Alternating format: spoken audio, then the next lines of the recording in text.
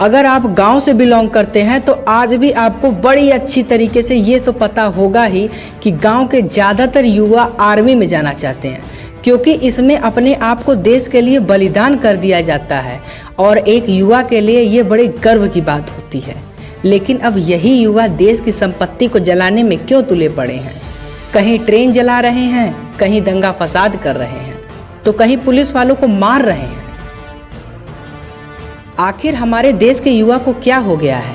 जो युवा 17-18 साल की उम्र में आर्मी में जाने के लिए बेतोड़ मेहनत करते हैं, वहीं एक और यही युवा देश की संपत्ति को जलाने में क्यों तुले पड़े हैं? दरअसल आपको बता दें, सरकार ने कुछ समय पहले अग्निपथ नौकरी लागू की। अब भैया ये अग्निपथ क्या होती है? चलिए इसके बारे में थोड़ा सा विस्तार से जानते हैं। सबसे पहले आपको अग्निपथ के बारे में बताते हैं। अग्निपथ भारतीय योजना के तहत युवाओं को 4 साल की अवधि के लिए सेना में शामिल होने का मौका मिलेगा। 17.5 से 21 साल के युवा लड़के और लड़कियों इसके लिए पात्र होंगे। इसके लिए 10वीं से लेकर 12वीं तक के छात्र आवेदन कर सकेंगे। चलिए अब जानते हैं अग्निपथ कब और कैसे शुरू हुई। अब इसकी कहानी तो जानना पड़ेगा ना, तो चलिए इसकी कहानी जानते हैं। दरअसल कुछ समय पहले रक्षा मंत्री राजनाथ सिंह ने मंगलवार को अग्निपथ योजना की घोषणा की। इस दौरान उन्होंने दावा किया कि इससे रोजगार के मौके बढ़ेंगे, सेना यूथफुल होगी। योजना के तहत सेना में भर्ती होने वालों को अग्निवीर कहा जाएगा। सेना में अभी औसत उम्र 32 साल है, जो अगले 6 साल में घटकर 24 से 26 साल के बीच हो जाएगी। अब इसको सुनने के बाद कई लोगों के दिमाग में कई प्रश्न उठेंगे, जैसे कि आखिर ये योजना क्या है? अग्निवीर को वेतन कितनी मिलेगी? उसका बीमा कितने का होगा? नौकरी खत्म होने के बाद उसे क्या क्या मिलेगा? एक एक करके सारी बातें हम जानेंगे। चलिए सबसे पहले हम जानेंगे सेवा निधि पैकेज के बारे में। अरे सैलरी, तनख्वाह। हर अग्निवीर को भर्ती के साल 30,000 महीने तनख्वाह मिलेगी। इसमें से 70% यानी 21,000 रुपये उसे दिए जाएंगे।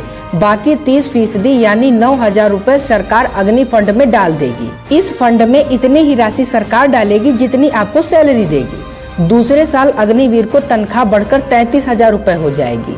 तीसरे साल 36,500 रुपये, चौथे साल 40,000 रुपये। 4 साल में उसकी कुल बचत करीब 5,02,000 रुपये होगी। वहीं सरकार की ओर से इतनी ही रकम उसे दी जाएगी।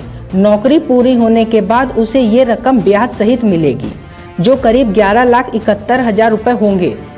ये रकम टैक्स फ्री होगी, मतलब इस पे कोई भी किसी तरह का टैक्स नहीं देना पड़ेगा आपको। भगवान न करे अगर आप सेवा के दौरान शहीद हो गए तो आपको क्या क्या होगा या फिर क्या क्या मिलेगा। अगर कोई अग्निवीर देश सेवा के दौरान शहीद हो जाता है तो उसे 1 करोड़ रुपए ब्याज सहित मिलेगा। इसके अलावा बची हुई नौकरी का वेतन भी मिलेगा। अगर कोई जवान ड्यूटी के दौरान डिसेबल यानी दिव्यांग हो जाता है तो उसे 44 लाख रुपए तक की राशि मिलेगी। नौकरी का भी वेतन उसे दिया जाएगा।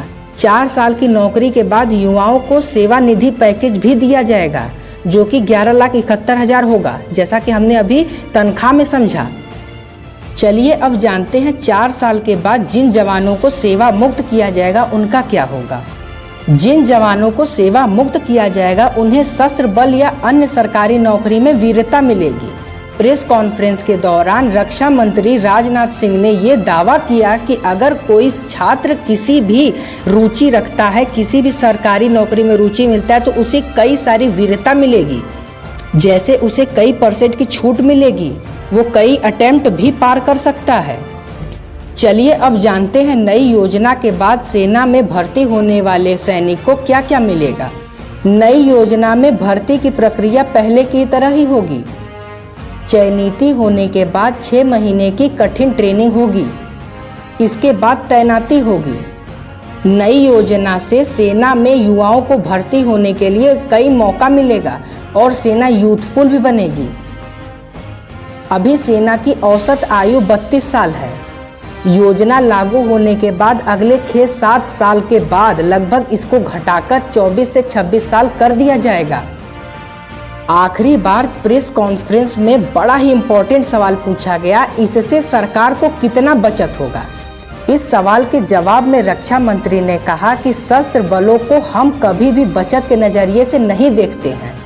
इस स्कीम के लिए और अधिक जितना खर्च आएगा हमारी सरकार उतना खर्च करने के लिए तैयार है। हमारा लक्ष्य यही है, सेना यूथफुल बने और हमारा देश एक बलवान देश बने। और हम इसे कभी भी बचत के नज़रिए से कभी भी नहीं देखते और एक सेना के रूप में होकर कभी भी इसे बचत के रूप में नहीं देखना चाहिए।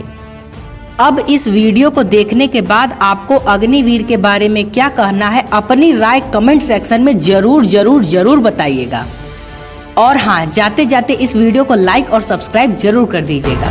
और जाते जाते एक बार जरूर हो जाए। जय हिंद।